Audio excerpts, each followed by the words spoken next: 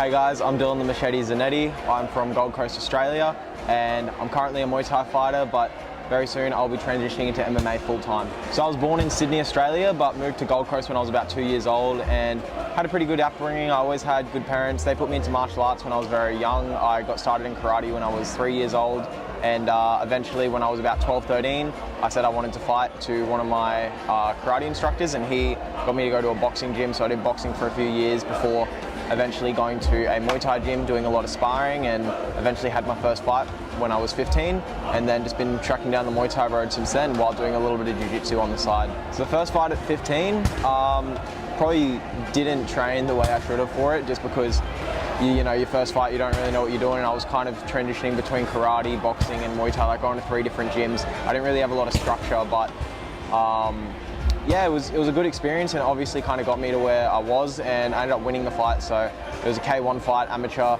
and it was a good building block for me to kind of get to where I am now. So that fight kind of made me realize how hard you have to train for a fight, and ever since that fight, it's kind of made me realize how in condition I have to be for a fight, and I always make it a priority not to be slacking in the conditioning area when it comes to fights. So yeah, going into my first amateur MMA fight, I had about probably 20 Muay Thai fights all up, but that fight kind of taught me the differences between Muay Thai and MMA, and that you can't really like split your focus too much. So at the moment I'm doing Muay Thai as my main focus, and I'm still doing a bit of jiu-jitsu and wrestling, but I'm not really sparring MMA because I feel like when you try to do both, you kind of confuse yourself a bit. Like there was a few times in that fight where I knocked my opponent's mouth guard out, and then he would go down and pick it up, and just because of the Muay Thai brain, I wouldn't go down and hit him. Like I wouldn't even think about the ground and pound, or you know, just the fact of stepping into a cage and not having the Thai music. You know, all these little things, they do add up, and they kind of change the environment.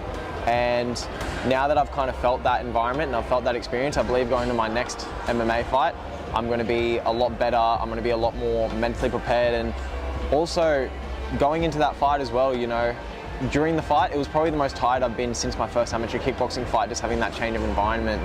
But even though I've fought high-level Muay Thai, you know, I've fought some good dudes in Australia, I've fought some good guys in Thailand. Like, it's just a different experience going into a ring versus going into a cage. So any Muay Thai fighters that are thinking of transitioning to MMA, I would highly suggest that you have at least 1 or 2 amateur fights, so that way you get that feeling. So when it matters and you're going into a pro fight, you don't, you know, have this big pressure and this big kind of difference, because it is definitely a different sport, and you have to take that into consideration when you're going into the cage.